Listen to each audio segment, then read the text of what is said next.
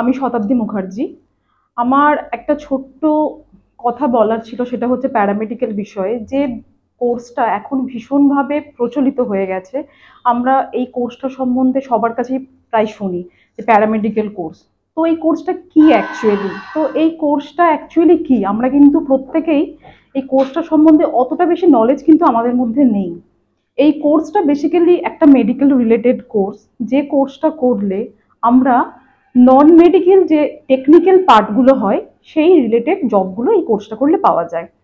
প্যারামেডিকেলের অসংখ্য ডিপার্টমেন্ট আছে এবং সেই ডিপার্টমেন্টগুলো প্রত্যেকটাই কিন্তু মেডিকেলের সাথে। প্যারামেডিকেলের ক্ষেত্রে যেটা ইম্পর্টেন্ট বিষয় হলো, অনেক স্টুডেন্টের একটা ইন্টারেস্ট থাকে প্যারামেডিকেল করার জন্য, বাট অনেক স্টুডেন্ট যারা আর্টস ফিল্ড থেকে আসে তারা কিন্তু প্যারামেডিক্যাল কোর্স জেনারেলি করতে পারে না, তাদের এটা একটা ধারণা আছে।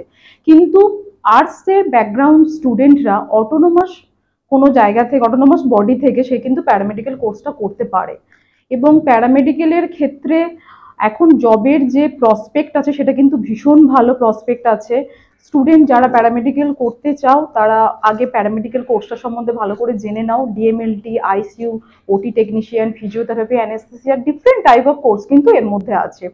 সেখান থেকে তোমরা বেছে নিতে পারো তোমাদের যেটা যেটা ইন্টারেস্ট আছে, সেই কোর্সগুলো কিন্তু তোমরা করতে পারো।